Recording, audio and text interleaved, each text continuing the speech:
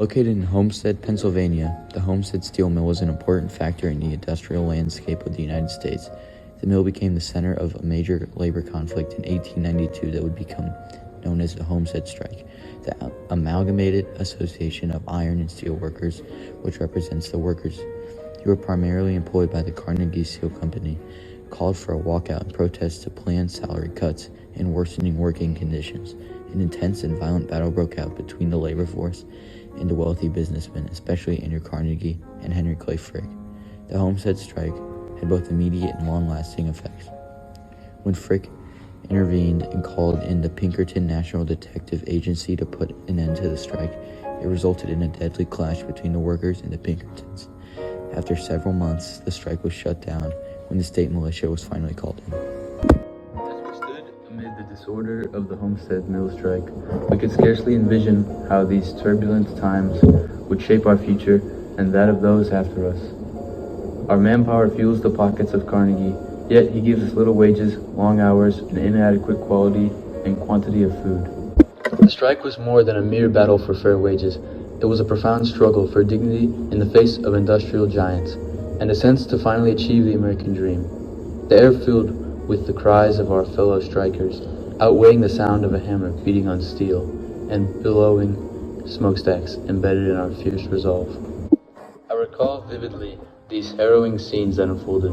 Horsemen, sent by the abhorred man of Henry Clay Frick, rode at breakneck speed, dashed into the streets of Homestead, sounding the alarm as they sped along. Homestead had become a battleground, a place of torment. Men were lying around wounded and bleeding and piteously begging for someone to give them a drink of water, but no one dared to get a drop.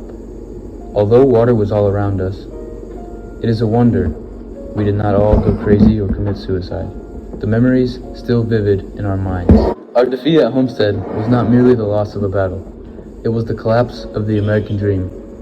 We were able to perceive the immense divide between the working class and the robber barons who oppressed us. Unable to see a future in the smoldering ruins of Homestead, we departed the mill, even Pennsylvania entirely, carrying with us our hopes and the haunting memories. We moved to New York, seeking a new beginning away from the shadows of Carnegie's mills, hoping for a second opportunity at the American dream. In New York, we settled the ash heaps, a stark contrast to the life we had known. The dream we had chased seemed as elusive as the smoke from the mills of Pennsylvania. There, amidst the struggle and hardship, we bought land with the little money we earned from the mill, and we bought and established a stable for those who would be crossing between the eggs. Was this the American dream? We welcomed a son into the world shortly after the stable was built, hoping our newfound success would lead him towards a great life, one without any financial worries or struggle. At first, we were able to obtain a steady source of income, feeling a glimmer of hope, but as the months burned away, we were fighting to keep our doors open and to provide for ourselves.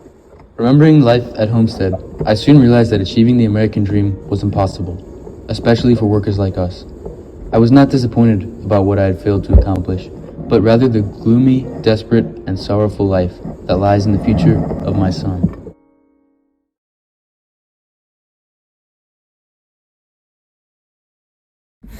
In the 1920s, Coney Island was a hub of innovation and entertainment that reflected the joyful spirit of the Roaring Twenties. Many Americans, as well as foreigners, trekked across the world to visit Coney Island to experience its newfound wonders. During this period of economic growth and culture vibrancy in the U.S., Coney Island was the center of entertainment and recreation. The world-renowned boardwalk provided a striking backdrop of excitement and modernism, as did well-known theme parks like Dreamland and Luna Park. To this day, Coney Island still provides thrills and innovations. As Myrtle and I wandered through the vibrant chaos of Coney Island, each step was a foray into a world brimming with the marvels of the 1920s. The air was a tapestry woven with the laughter of children, the calls of vendors, and the distant muffled roar of the sea. We meandered past the dazzling array of attractions, each more captivating than the last. The Ferris wheel, towering above us, offered a glimpse of the world from above, while the side shows, in their mix of bizarre and the miraculous, reminded us of the endless possibilities that life could offer. As we strolled, the sights and sounds of Coney Island seemed to merge into a symphony of the era's spirit. We passed by stages where magicians like Houdini once entrailed audiences, weaving illusions that made the possible seem within reach. It was a time when figures like the New York Yankees were the unparalleled prowess on the baseball field, and Jack Dempsey, a titan in the boxing ring, captured the public's imagination, embodying the triumphs of the human spirit. Amid this whirlwind of excitement, we found ourselves drawn to the car attractions. These gleaming machines, with their promise of speed and freedom, seemed to encapsulate the essence of the age. It was there, watching the cars race around the track, that a thought dawned on me. What if I could transform the stable I had inherited into something more, something that resonated with the pulse of this new era? This idea, born amid the wonders of Coney Island, was a flicker of hope in the monotony of our lives in the ash heaps.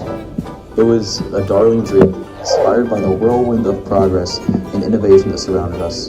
In that moment, the cars represented more than just an attraction. They symbolized a path to a different future, a chance to grasp a piece of the American dream that seemed so vivid and yet so out of reach. So, as Myrtle and I left Coney Island that day, with this myriad of sights and sounds still echoing in our minds, I carried with me not just memories, but a vision of converting the stable into a garage, a step towards something new.